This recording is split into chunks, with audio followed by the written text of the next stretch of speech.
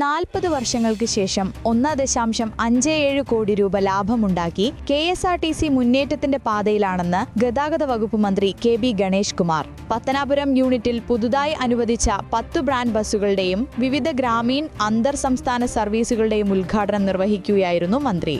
ജീവനക്കാർക്കും മറ്റും ശമ്പളവും ഓണക്കാല അലവൻസും നേരത്തെ ലഭ്യമാക്കിയെന്നും ഡ്രൈവിംഗ് സ്കൂളുകൾ മുഖേന 1.5 കോടി രൂപയാണ് ലാഭമെന്നും സംസ്ഥാനത്തിറങ്ങിയ ഡബിൾ ഡെക്കർ ബസ്സുകളെല്ലാം ലാഭത്തിലാണെന്നും മന്ത്രി പറഞ്ഞു. ബസ്സുകൾ സ്വന്തം വാഹനം പോലെ ജീവനക്കാർ പരിപാലിക്കണമെന്നും ഈ മുന്നേറ്റം തുടരാൻ ഒറ്റക്കെട്ടായി പ്രവർത്തിക്കണമെന്നും മന്ത്രി ഓർമ്മിപ്പിച്ചു. കേരളത്തിൽ നടത്താൻ പോകുന്ന തീവ്ര വോട്ടർ പട്ടിക പരിഷ്കരണത്തെ സംബന്ധിച്ച് വ്യക്തത വരുത്തി മുഖ്യ തെരഞ്ഞെടുപ്പ് ഓഫീസർ രത്തൻ ഖേൽക്കർ. തീവ്ര വോട്ടർ പട്ടിക പരിഷ്കരണവുമായി ബന്ധപ്പെട്ട് ആശങ്കപ്പെടേണ്ട കാര്യമില്ലെന്നും സുതാര്യവും ലളിതവുമായും നടപടികളുമായി മുന്നോട്ടു പോകുമെന്നും യോഗ്യതയുള്ള ഒരാളും പട്ടികയിൽ നിന്നും പുറത്താകില്ലെന്നും SITയിൽ പ്രവാസി വോട്ടർമാർക്കും ആശങ്ക വേണ്ട എന്നും രത്തൻ ഖേൽക്കർ വിശദീകരിച്ചു. LDF രാജ്യത്തിന്റെ വെളിച്ചമെന്നും കെട്ടുപോകാൻ പാടില്ലെന്നും CPI സംസ്ഥാന സെക്രട്ടറി ബിനോയ് വിശ്വം. ആലപ്പുഴയിലെ CPI സംസ്ഥാന സമ്മേളനത്തിന്റെ സമാപന സമ്മേളനത്തിൽ സംസാരിക്കുകയായിരുന്നു അദ്ദേഹം. CPI LDFന്റെ വഴികാട്ടിയാണെന്നും CPI അധികാര കസേര വലിച്ചെറിഞ്ഞ് ഇടതുപക്ഷ ഐക്യത്തിന് ഇറങ്ങിയവരാണെന്നും ബിനോയ് വിശ്വം പറഞ്ഞു. CPI എപ്പോഴും വാഴ്ത്തുപാട്ടുകൾ പാടുന്നവരല്ലെന്നും വിമർശിക്കേണ്ട ഘട്ടങ്ങളിൽ വിമർശിക്കുമെന്നും CPIയുടെ വിമർശനം ശത്രുക്കൾക്ക് വേണ്ടി ആയിരിക്കില്ലെന്നും വിമർശിക്കുന്നത് LDFനെ ശക്തിപ്പെടുത്താനാണെന്നും ആ ജാഗ്രത എപ്പോഴും CPI കാണിക്കുമെന്നും അദ്ദേഹം കൂട്ടിച്ചേർത്തു.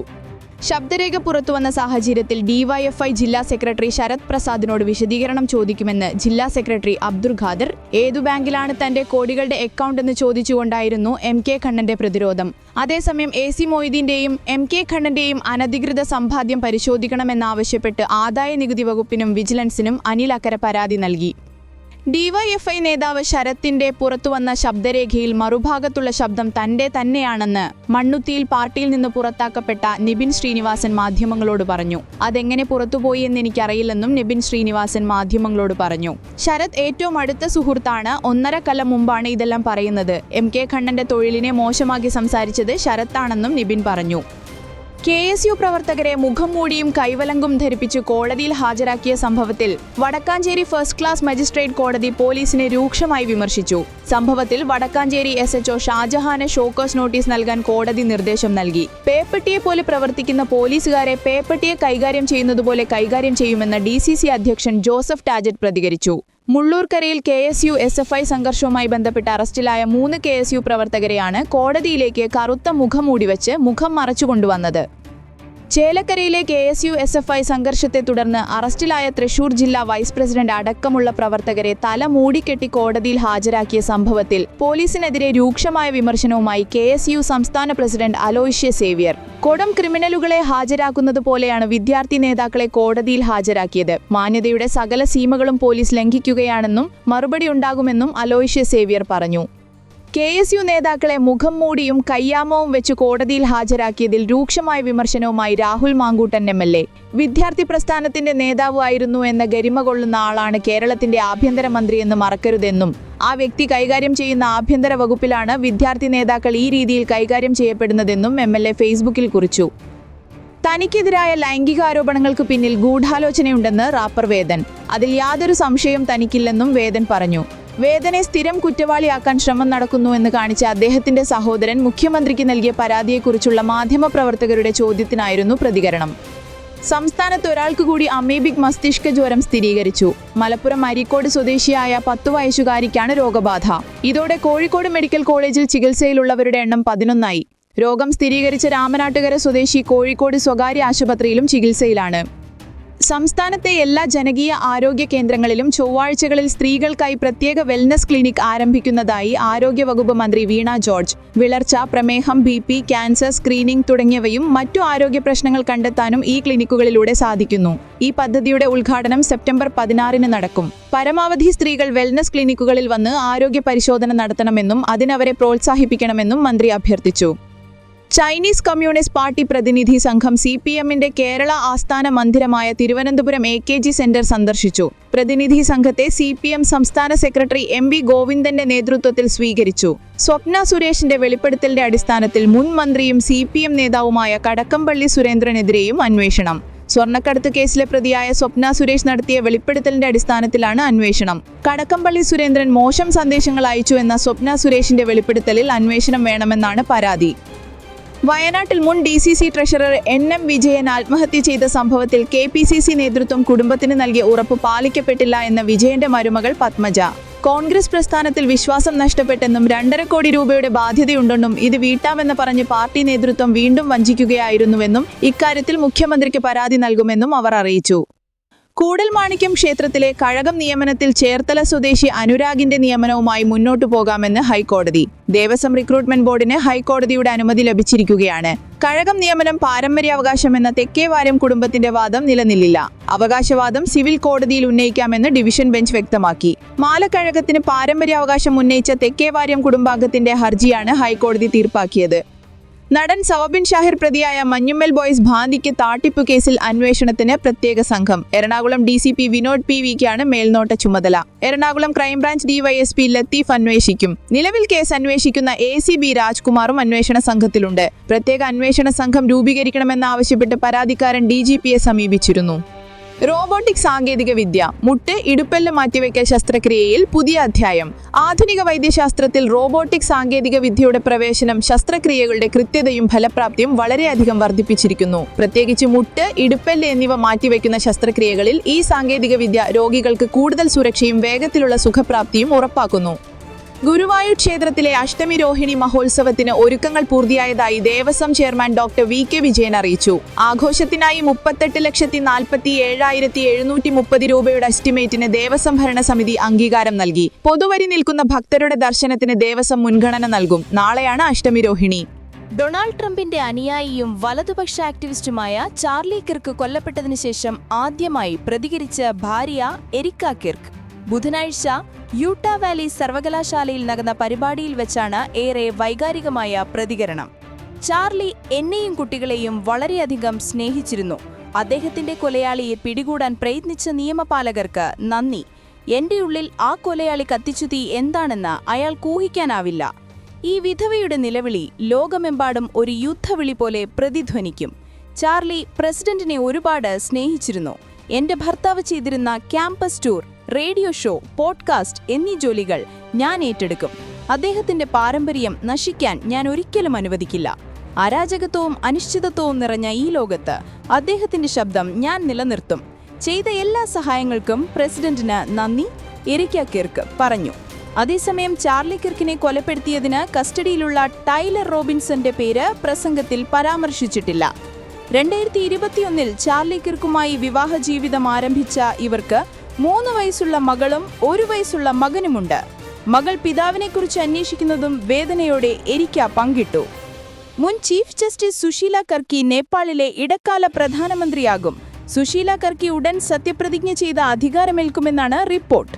സൈനിക മേധാവികളും ജെൻസി പ്രക്ഷോഭകരും തമ്മിൽ നടന്ന ചർച്ചകൾക്കൊടുവിലാണ് സുശീല കർക്കിയെ തിരഞ്ഞെടുത്തത്. സുശീല കർക്കിയുടെ പേര് സുപ്രീം കോടതി ബാർ അസോസിയേഷന്റെ സെക്രട്ടറിയുമായി കൂടിയാലോചിച്ചതിന് ശേഷമാണ് പ്രക്ഷോഭകർ നിർദ്ദേശിച്ചത്.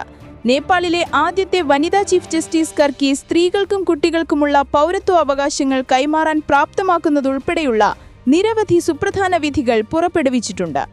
വ്യത്യസ്ത സ്ഥാനാർത്ഥികളെ പിന്തുണച്ചവർക്കിടയിൽ തർക്കമുടലെടുത്തതായി നേരത്തെ നേപ്പാളിലെ വിവിധ മാധ്യമങ്ങൾ റിപ്പോർട്ട് ചെയ്തിരുന്നു.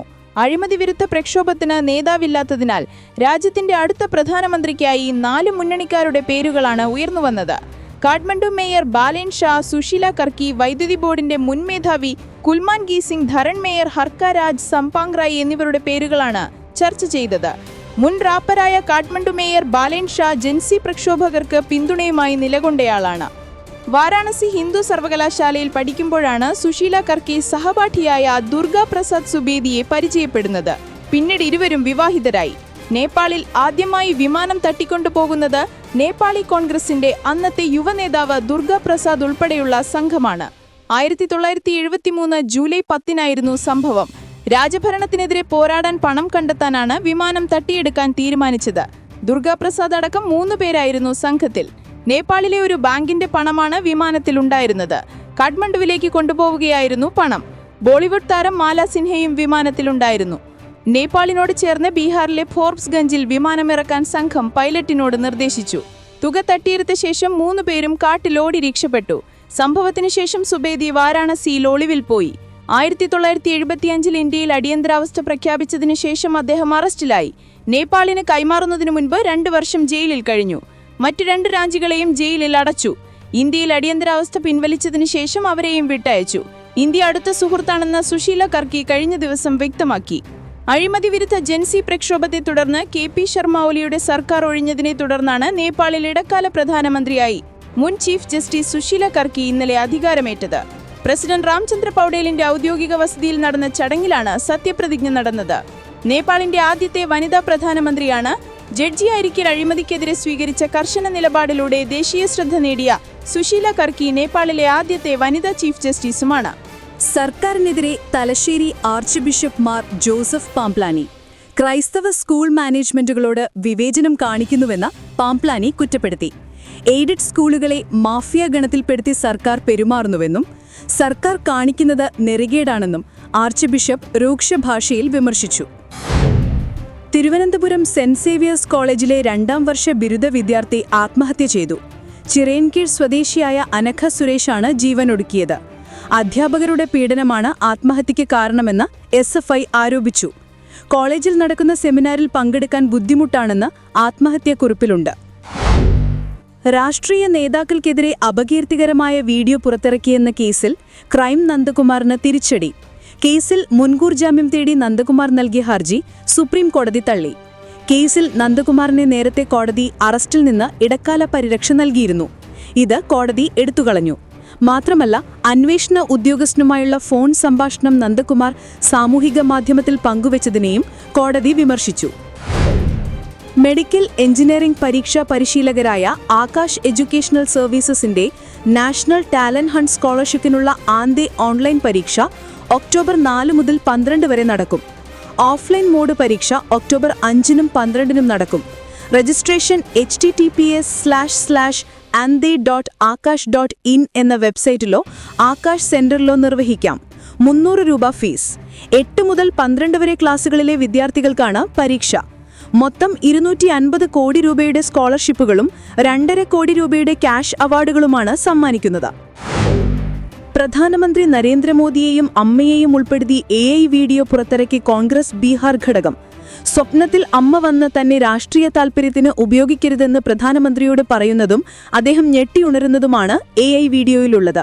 വീഡിയോ വന്നതിന് പിന്നാലെ പ്രധാനമന്ത്രിയെയും അദ്ദേഹത്തിന്റെ അന്തരിച്ച മാതാവിനെയും കോൺഗ്രസ് അപമാനിക്കുകയാണെന്നാരോപിച്ച് BJP പ്രതിഷേധവുമായി രംഗത്തെത്തി.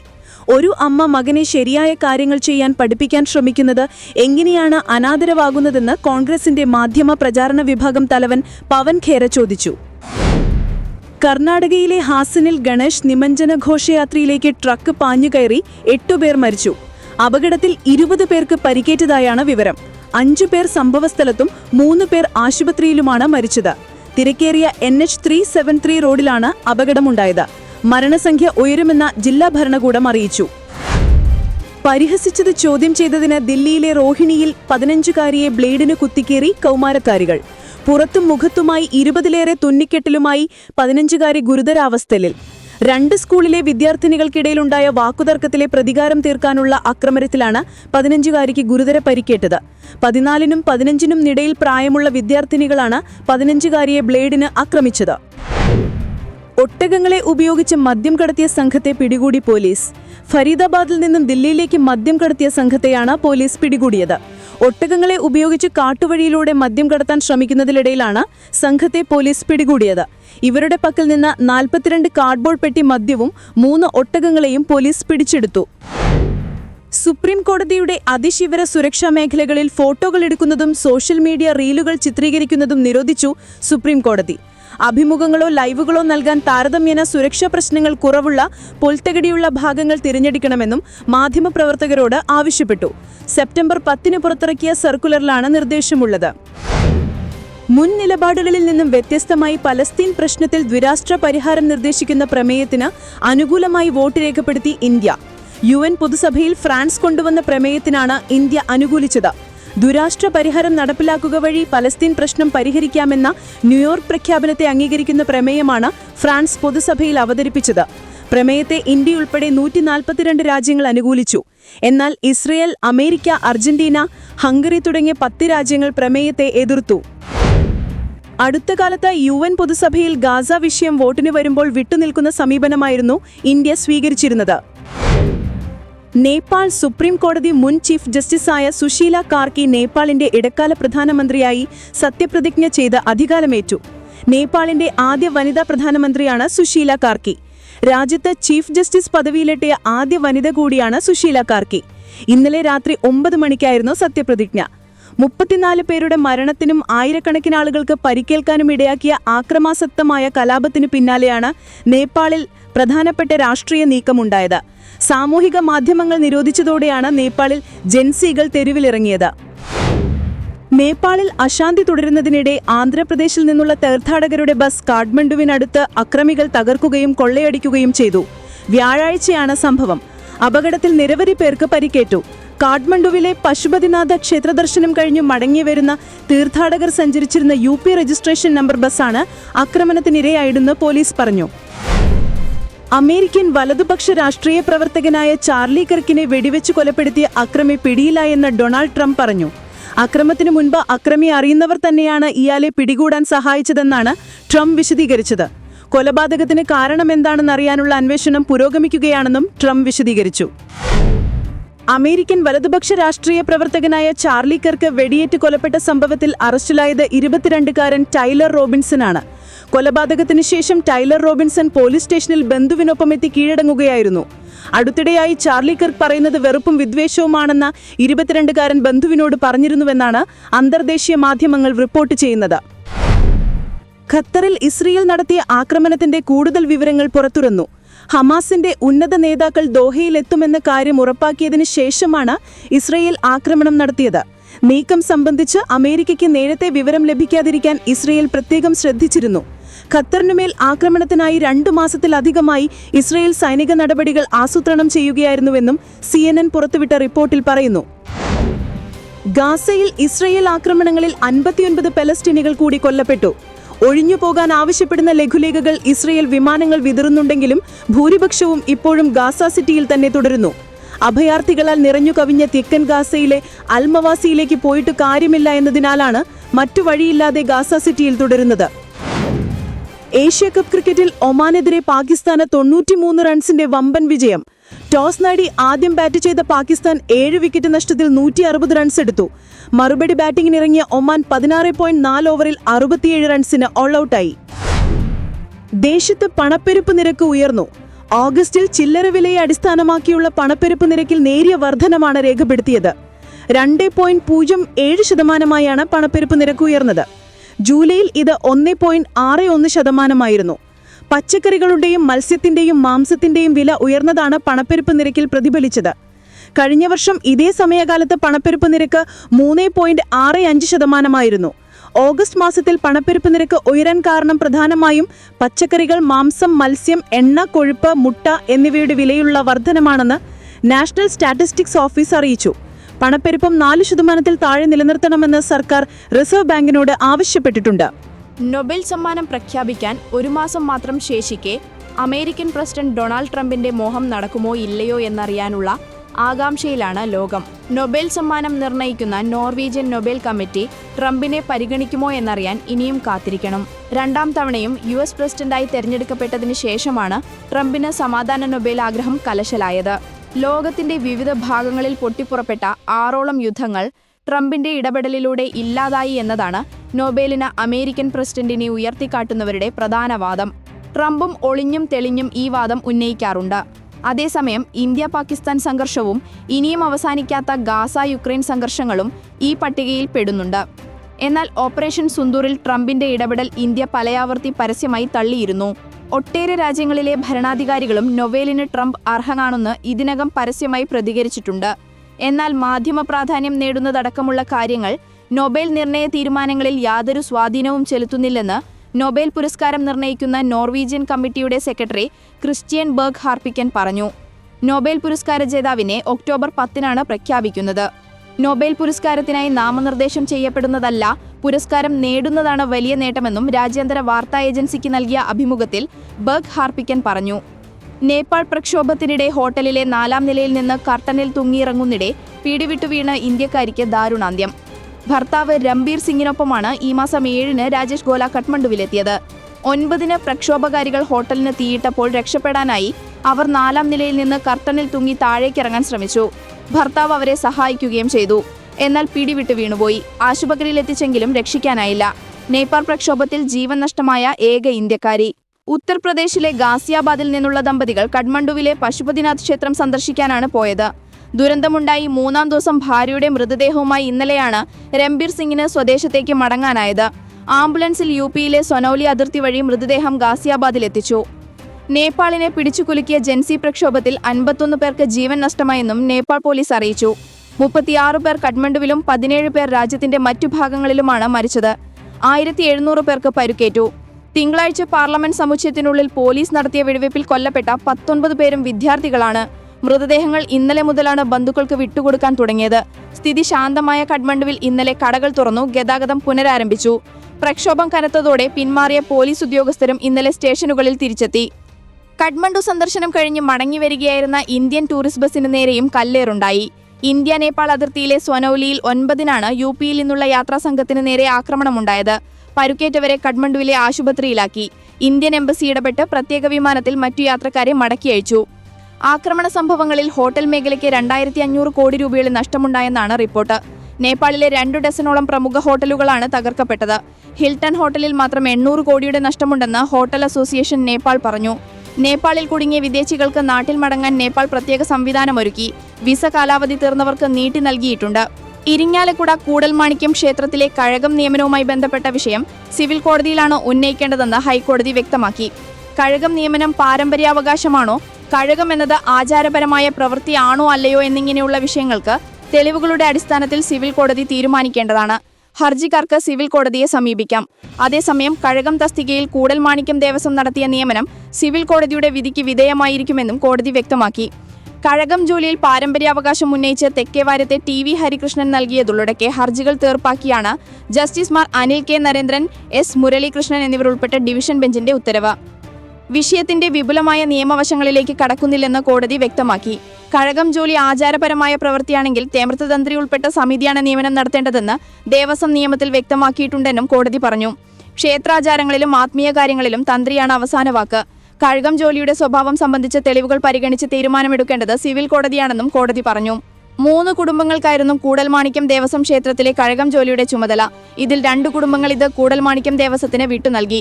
ഇക്കാര്യത്തിൽ ഹർജിക്കാരുടെ കുടുംബം ഏതെങ്കിലും തരത്തിലുള്ള എതിർപ്പ് ഉന്നയിച്ചിരുന്നോ എന്നതടക്കം പരിഗണിക്കേണ്ടതുണ്ടെന്ന് കോടതി വിലയിരുത്തി.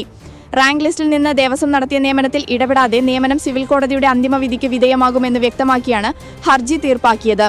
റാങ്ക് ലിസ്റ്റിൽ 1-ാം പേർക്കാരനായ BA ബാലു രാജിവെച്ചൊഴിവിൽ ചേർത്തല സ്വദേശി KS അനുരാഗിനെ നിയമിച്ചിരുന്നു. ഈഴവ സമുദായം അംഗമായ ബാലു ജോലിക്കെത്തിയതിൽ ചിലർ എതിർപ്പുന്നയിച്ചതിനു പിന്നാലെ വിഷയം ഹൈക്കോടതിയിലെത്തുകയായിരുന്നു. ക്ഷേത്രവുമായി ബന്ധപ്പെട്ട 6 തന്ത്രിമാരും നിയമനത്തിന് അഡ്വൈസ് മെമ്മോ ലഭിച്ച് കാത്തിരിക്കുന്ന അനുരാഗും ഹർജിയിൽ കക്ഷി ചേർന്നിരുന്നു. ലഹരി കേസിൽ അറസ്റ്റിലായ യൂട്യൂബർ റിൻസി മുംതാസിന് ഹൈക്കോടതി ജാമ്യം അനുവദിച്ചു. MDMA കൈവശം വെച്ചെന്ന പേരിലായിരുന്നു റിൻസി അറസ്റ്റ് ചെയ്തത്. എന്നാൽ പിടികൂടിയത് MDMA അല്ല, മെത്തഫെറ്റമിൻ ആണെന്നായിരുന്നു പരിശോധനാ ഫലം. പിടികൂടിയ ലഹരി വാണിജ്യ കുറവാണെന്നതും പരിഗണിച്ചാണ് ജസ്റ്റിസ് ബെച്ചു കുര്യൻ തോമസ് ജാമ്യം അനുവദിച്ചത്. ഈ കഴിഞ്ഞ ജൂലൈ 9-നാണ് കൊച്ചി പാലച്ചൂടുള്ള ഫ്ളാറ്റിൽ നിന്ന് റിൻസിയും സുഹൃത്ത് യാസിർ അറാഫത്തും അറസ്റ്റിലായത്. അന്നു മുതൽ റിമാൻഡിലായിരുന്നു റിൻസി. 20.55 ഗ്രാം MDMA പിടിച്ചെന്നായിരുന്നു പ്രോസിക്യൂഷൻ കേസ്. എന്നാൽ പ്രോസിക്യൂഷൻ വാദം തെറ്റാണെന്നും താൻ ഇതിൽ ഉൾപ്പെട്ടിട്ടില്ല എന്നുമാണ് റിൻസി വാദിച്ചത്.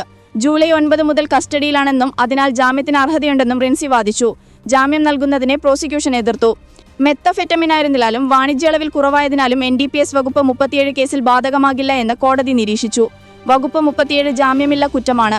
ഹർജിക്കാരി ജൂലൈ 9 മുതൽ കസ്റ്റഡിയിലാണെന്നതും വിചാരണ അടുത്തൊന്നും തുടങ്ങാൻ സാധ്യതയില്ല എന്നതും കാരണങ്ങളാൽ കഴിവിക്കിയിട്ടുള്ള ഉദിസ്ഥാനത്തിലാണ് ജാമ്യം അനുവദിക്കുന്നതെന്നും കോടതി വ്യക്തമാക്കി. സിനിമാ പ്രചാരണ മേഖലയിൽ സജീവമായിരുന്ന റിൻസിക്ക് പല ചലച്ചിത്ര പ്രവർത്തകരുമായി ബന്ധമുണ്ട് എന്നതുകൊണ്ട് തുടക്കത്തിൽ അന്വേഷണം ഈ വഴിക്ക് നീങ്ങിയിരുന്നു. എന്നാൽ എന്റെ പക്കൽ നിന്ന് ലഹരിമരുന്ന് പിടിച്ചെടുത്തിട്ടില്ല എന്നും താൻ നിരപരാധിയാണെന്നുമായിരുന്നു തുടക്കം മുതൽ റിൻസിയുടെ നിലപാട്. ക്രിക്കറ്റ് ബാറ്റ് കൊണ്ട് യുവാവിനെ തലക്കടിച്ച് കൊല നടത്തിയ കേസിൽ പ്രതിക്ക് ജീവപര്യന്ത കഠിന തടവും 1 ലക്ഷം രൂപ പിഴയും ശിക്ഷ വിധിച്ചു. തിരുവനന്തപുരം ജില്ലയിൽ മംഗലപുരം വേലൂർ സ്വദേശി ജയകുമാറാണെന്നും 40-മായിരുന്ന പ്രതി സജീർ ബാറ്റ് കൊണ്ടടിച്ച് കൊലപ്പെടുത്തിയത്. 2008 ജയകുമാർ കൊല്ലപ്പെട്ടത്. ക്രിസ്മസ് ആഘോഷവുമായി ബന്ധപ്പെട്ട് പുൽക്കൂട് നിർമ്മിച്ചുകൊണ്ടിരിക്കുമ്പോഴായിരുന്നു ആക്രമണം. ജയകുമാർ കളിയാക്കിയതാണ് സജീറിനെ പ്രകോപിപ്പിച്ചത്. സമീപത്തെ യങ് മെൻസ് ക്ലബ്ബിൽ സൂക്ഷിച്ചിരുന്ന ക്രിക്കറ്റ് ബാറ്റ് എടുത്തുകൊണ്ടുവന്ന സജീർ ജയകുമാറിന്റെ തലയ്ക്ക് അടിക്കുകയായിരുന്നു. തിരുവനന്തപുരം മെഡിക്കൽ കോളേജ് ആശുപത്രിയിൽ ചികിത്സയിൽ കഴിയവെയായിരുന്നു ജയകുമാർ മരണപ്പെട്ടത്. തിരുവനന്തപുരം 5ാം അഡീഷണൽ സെഷൻ കോടതിയാണ് ശിക്ഷ വിധിച്ചത്. റഷ്യൻ എണ്ണ ഇറക്കുമതി തുടരുന്ന ഇന്ത്യയ്ക്കും ചൈനയ്ക്കും മേൽ 100% തീവേർ ചുമത്തണമെന്ന US പ്രസിഡന്റ് ഡൊണാൾഡ് ട്രംപിന്റെ ആവശ്യം പരിഗണിക്കാതെ യൂറോപ്യൻ യൂണിയൻ ഇപ്പോഴും മുന്നോട്ട് പോയിക്കൊണ്ടിരിക്കുന്നു. ഇന്ത്യയും യൂറോപ്യൻ യൂണിയനും തമ്മിൽ സ്വതന്ത്ര വ്യാപാര കരാർ സാധ്യമാക്കാനുള്ള ചർച്ചകൾ തുടരുമ്പോഴാണ് ട്രംപിന്റെ ആവശ്യം. ഇതേ ആവശ്യം ട്രംപ് G7 രാഷ്ട്രങ്ങളോടും ഉന്നയിച്ചെങ്കിലും പരിഗണിച്ചിട്ടില്ല. ട്രംപിന്റെ നീക്കം പാളിയത് ഇന്ത്യക്ക് വൻ നേട്ടവുമായാണ് വിലയിരുത്തപ്പെടുന്നത്. മോദി നല്ല ചങ്ങാതിയാണെന്നും ഇന്ത്യയുമായി വ്യാപാര കരാർ വൈകാതെ സാധ്യമായേക്കുമെന്നും ഒരു വശത്ത് ട്രംപ് പറഞ്ഞെങ്കിലും മറുവശത്ത് ഇന്ത്യക്കെതിരെ തിഴവയുദ്ധം കടുപ്പിക്കുന്നത് പ്രതിസന്ധിയാകുന്നുണ്ട്. ഇന്ത്യക്ക് മേൽ 50% തീവേരി പ്രഖ്യാപിച്ച തന്റെ തീരുമാനം ഇരു രാജ്യങ്ങളും തമ്മിൽ ബന്ധം വഷളാക്കിയതെന്ന് ഇതിനിടെ ഒരു US മാധ്യമത്തിന് നൽകിയ അഭിമുഖത്തിൽ ട്രംപ് സമ്മതിച്ചു. ഇന്ത്യ റഷ്യൻ എണ്ണയുടെ വലിയ കസ്റ്റമറാണ്. അതുകൊണ്ടാണ് ഞാൻ തീവേരി പ്രഖ്യാപിച്ചത്. അതത്ര എളുപ്പമുള്ള തീരുമാനമായിരുന്നില്ല. പക്ഷെ ഞാനത് ചെയ്തുപോയി. ഇന്ത്യയുമായുള്ള ബന്ധം ഇപ്പോൾ മോശമാണ് എന്നും ട്രംപ് പറഞ്ഞു. പുതിന യുദ്ധത്തിന് എണ്ണ വൻതോതിൽ വാങ്ങി ഫണ്ട് ചെയ്യുന്നത് ഇന്ത്യയാണെന്നാണ് US നിരന്തരം ആരോപിക്കുന്നത്. ട്രംപും അദ്ദേഹത്തിന്റെ വ്യാപാര ഉപദേഷ്ടാവ് പീറ്റർ നെവാരയും ഉൾപ്പെടെയുള്ളവർ ഇന്ത്യക്കെതിരെ കടുത്ത വിമർശനം തൊടുക്കുമ്പോഴും റഷ്യൻ എണ്ണ വൻതോതിൽ വാങ്ങിക്കൂട്ടുകയാണ് ഇന്ത്യ. ഓഗസ്റ്റിൽ 310 കോടി രൂപയുടെ റഷ്യൻ എണ്ണ ഇറക്കുമതി ഇന്ത്യ നടത്തി. ഇറക്കുമതിയിൽ ചൈനയുടെ തൊട്ടടുത്തെത്താൻ കഴിഞ്ഞു എന്നതാണ് മറ്റൊരു കാര്യം. റഷ്യൻ എണ്ണയുടെ ഏറ്റവും വലിയ ഉപഭോക്താവായ ചൈന കഴിഞ്ഞ മാസം ചെലവഴിച്ചത് 330 കോടി രൂപയാണ്.